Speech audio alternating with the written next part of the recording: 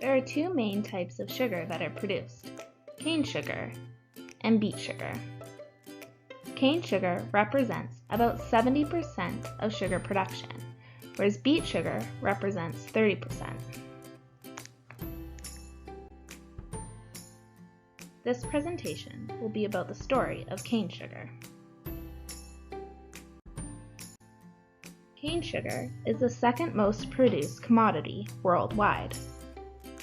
Sugarcane is the tall grass with big stems, which is largely grown in tropical countries. Brazil is the leading producer of cane sugar, followed by India. I've always thought of sugar as something I use to sweeten my food. However, cane sugar is not only produced for human consumption, it is also being produced for use as a biofuel and for livestock, as well as for the production of ethanol.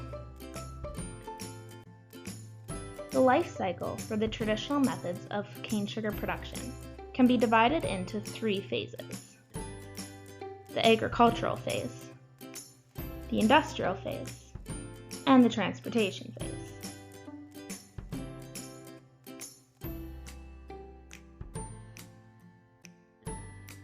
The agricultural phase is composed of growing and harvesting the cane sugar crops. In order to do this, fertilizers, pesticides, diesel, and water for irrigation are used. CO2 is emitted from the use of these inputs. During the agricultural phase, the crops are burned to make harvesting easier. These fires release more CO2 into the atmosphere.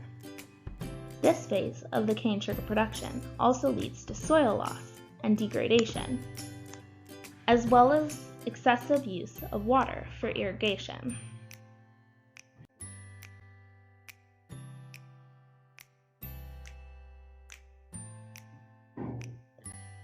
The industrial phase is composed of preparation and milling, purification, concentration, crystallization, and finally centrifugation. Throughout this process, chemicals and lubricants, electricity, which is mostly generated through coal, oil, and gas, and fuel are used.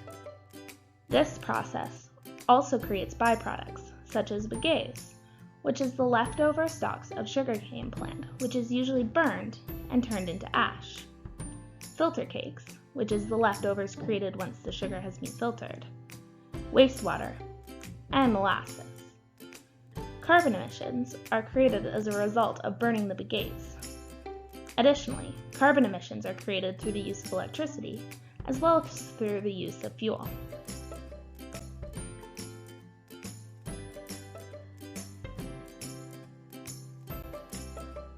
During the transportation phase, sugarcane is transported by trucks and wagons pulled by tractors. Carbon emissions are a result of the fuel that is used to transport the products. The agricultural phase, it contributes to between 59 and 74% of total carbon emissions for the sugarcane production process.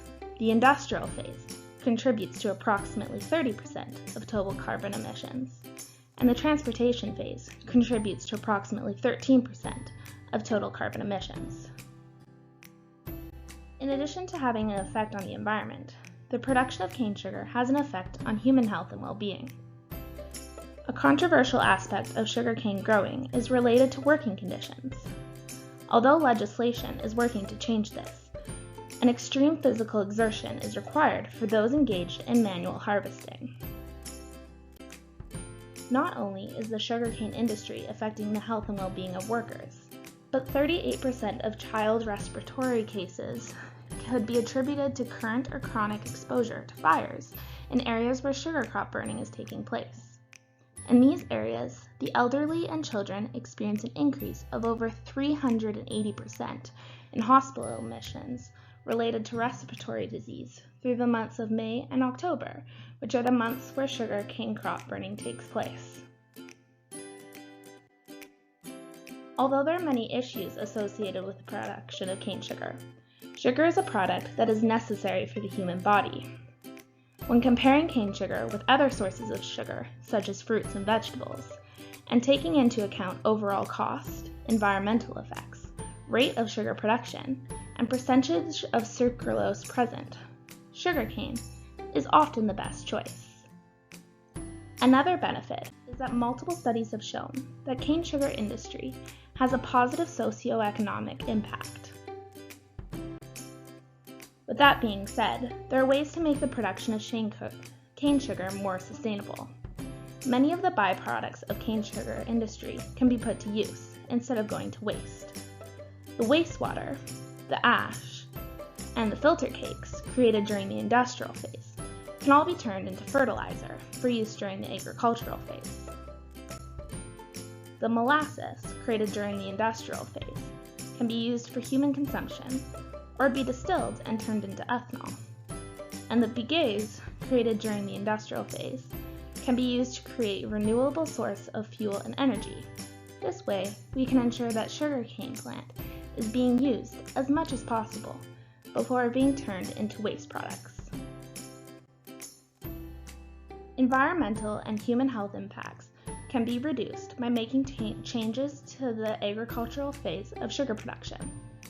Studies have shown that discontinuing pre-harvest sugarcane burning practices can reduce the negative environmental impacts. And based on what we learned earlier about the health implications of cane sugar crop burning, eliminating this practice would most likely be beneficial to human health as well. In addition to changing burning practices, studies have shown that by improving irrigation scheduling, sugarcane yields can be increased, while also reducing water usage. Although cane sugar has major environmental and health implications, it is still a very important and essential product. Thus, it is important that practices are put into place to reduce the negative effect of the cane sugar industry. In my opinion, it is important to realize that the effects of the cane sugar industry is having on the environment and on people, so that we can make sure that the cane sugar we purchase does not go to waste. We can also advocate for policy change that will support more sustainable cane sugar production practices and create better working conditions for manual laborers in the cane sugar industry. Do you think that changes need to be made to the cane sugar industry? Knowing what you know now, how will your relationship with sugar change?